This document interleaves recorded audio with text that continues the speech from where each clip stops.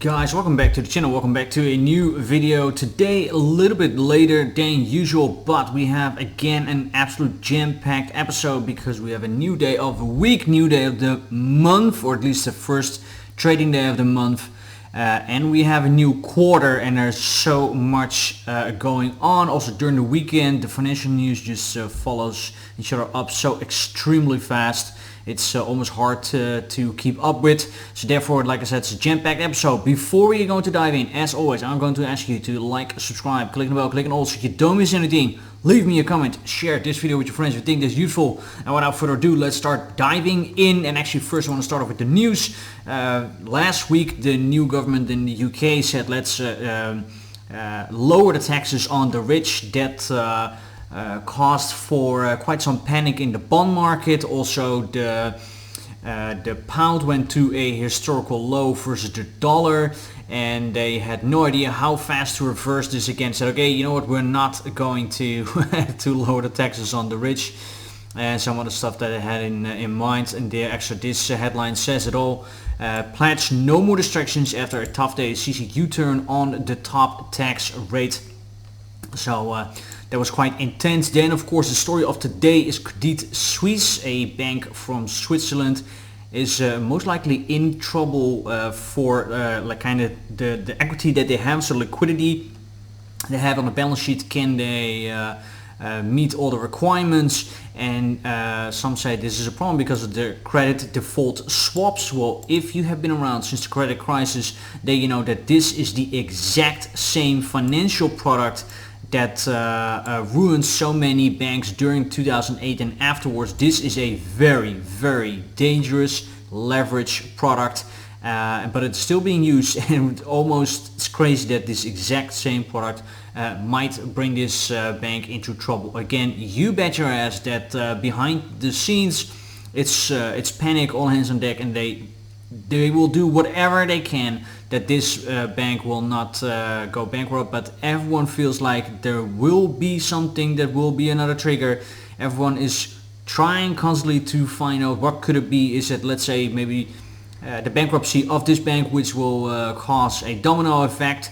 Would it be maybe the inflation? Will it be the central banks that pivot again? There's so much. Or would it be that the UN calls on the Fed and other central banks to hold the interest rates increases? This is of course the world upside down. It is not the job of the UN at all to say to the Fed what they need to do, and therefore they're also saying then right away, well, if they say stop rising the interest rates because it hurts other people, yeah, I get that, but it doesn't mean that inflation is suddenly gone. They need to go through this painful process because they decided to start printing money, and then at a certain point it is imminent that you are getting inflation, and to get that under control you need to start rising the interest rates, no matter how painful it is. But it's absolutely of course not the job of the UN.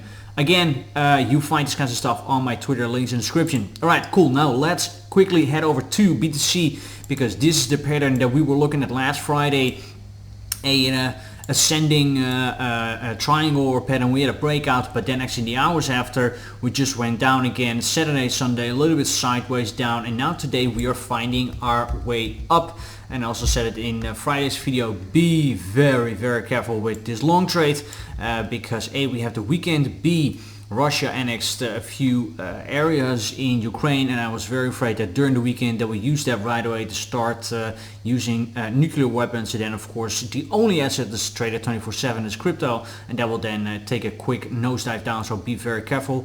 Well, after, like I said, just a few hours later, it was just like a balloon. The air was just coming out, and it was just a useless trade. So I hope you were careful with your stop loss and your entries.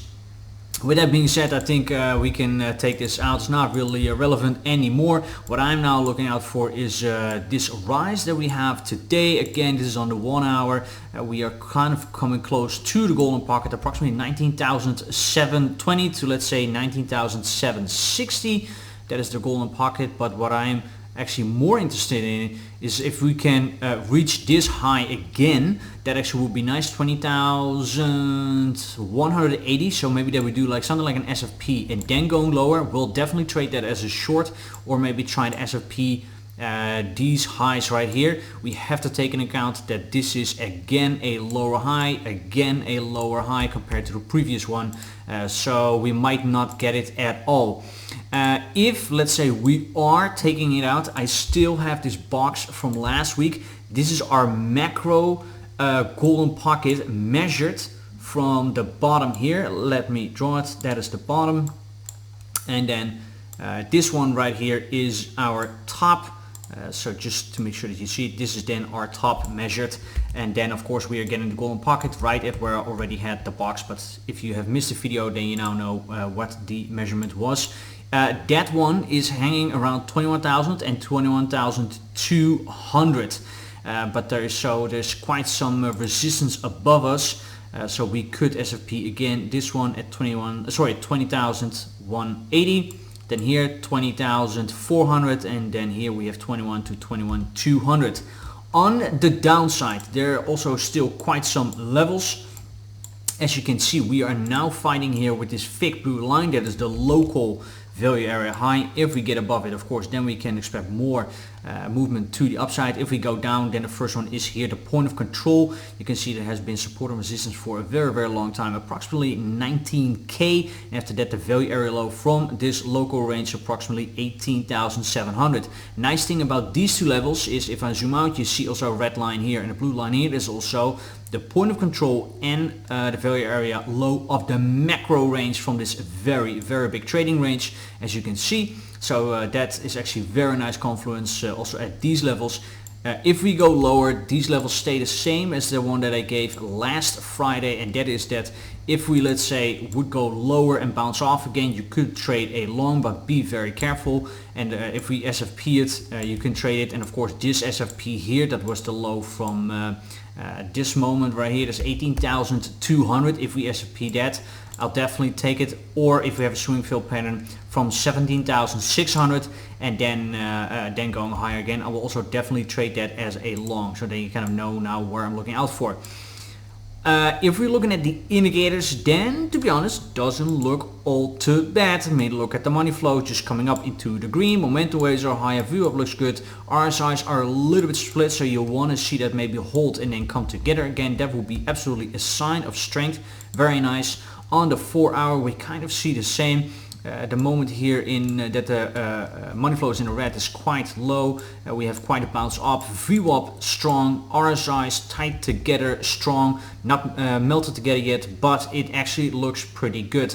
You could say, you know what, maybe this was just a very big rounding bottom and we are getting ready for a big catapult shot to the upside. I am staying very cautious with that theory, but yes, there is a case to be made that is kind of what we are forming right now, or maybe trapping a lot of traders, because also a lot of people are looking at this purple resistance that we drew in. Let me make this a little bit smaller. That is coming in from 69k, so that was the ultimate top. That was right here.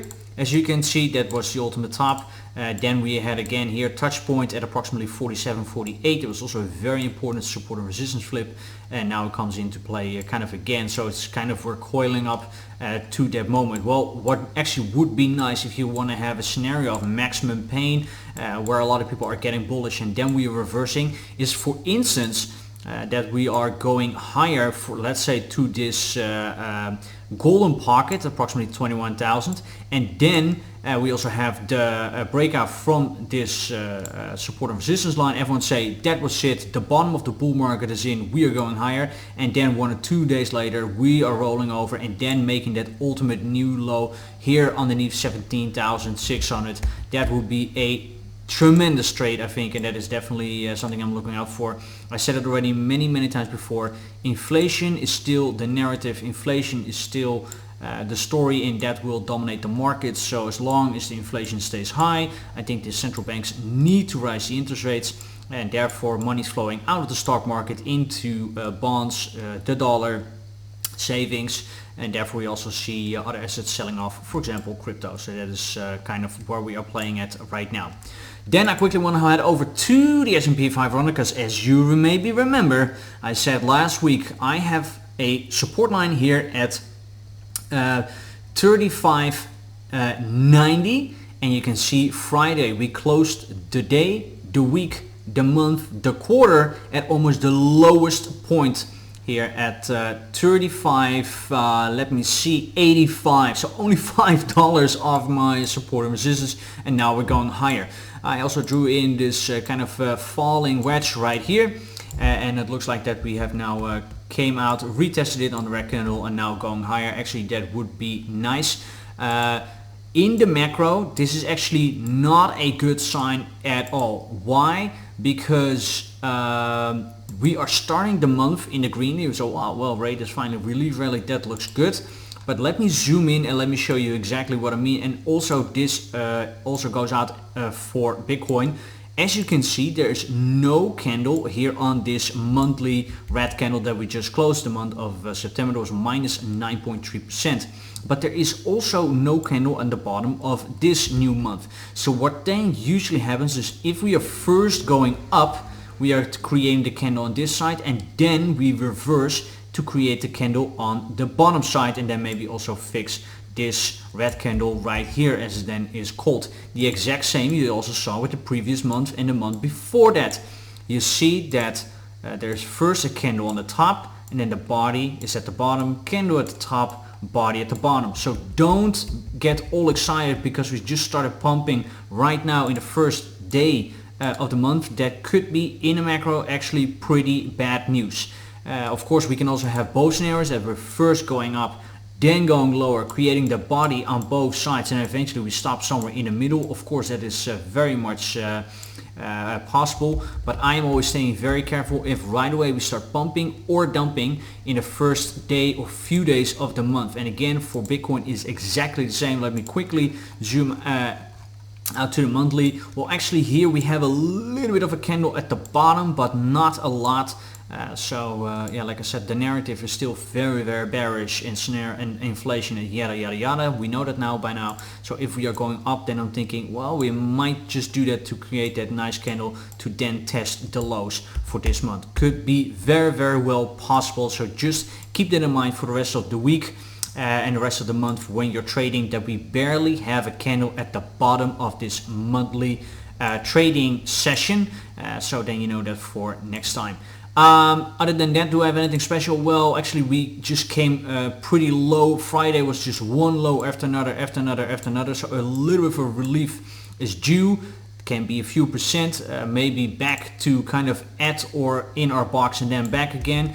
The news changes every day and it's very sentiment driven, but to have a little bit of a relief rally after putting in this new low here for the year at again 3,580 doesn't surprise me at all. But sometimes, like I said, just a bit of a relief rally and then going lower again. Eyes on the price, inflation, Fed, that's the most important. Dollar index then, real quick.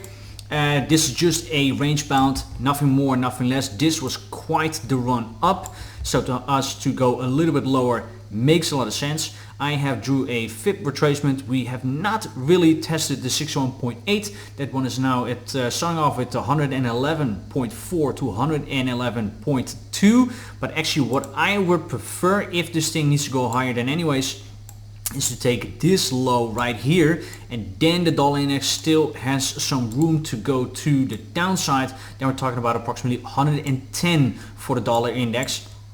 And then we could still rally back up again. Don't take this blue line all too serious. That is just a very macro one that I drew out once in another video, and of course we can just dip below a little bit. This is just to put stuff a little bit in perspective on how parabolic we're going. Yeah, like I said, I see this current price action where we are right now just as a little bit of the consolidation sideways action. I can see this thing go a little bit low to approximately 110 before we are going higher. So don't think with every big top that we put in, this was a top and now we only are going lower. That's absolutely not the case. As I'm talking right now, Bitcoin starts to pump up again. Let's see if we are already past our golden pocket. I was actually measuring from another low. Let me see. Yeah, so then actually we still have some room to go to 19,700. Let's see if we see reversal signs. If we do, then I might put in a short, but I have to say again, on the macro, looks pretty good. No bearish divergence here. On the 12 minute, 25 minute, no. Also not on the 30 minute.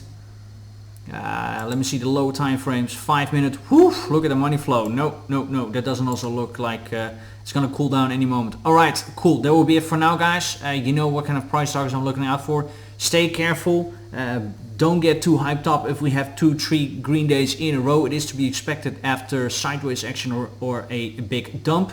And keep your eyes on the price, and like I said, the news is right now the narrative, so keep that in mind. And of course, in the meantime, you can follow me on Twitter and Instagram, where I update you about all kinds of good stuff that is happening in the world, also about oil, like I said, the UK, everything that happens with the with Lehman Brothers, with CDS products for Credit Suisse, and yeah, I try to update you as much as possible. That will be it for now. Thank you so much. See you next one. Bye bye.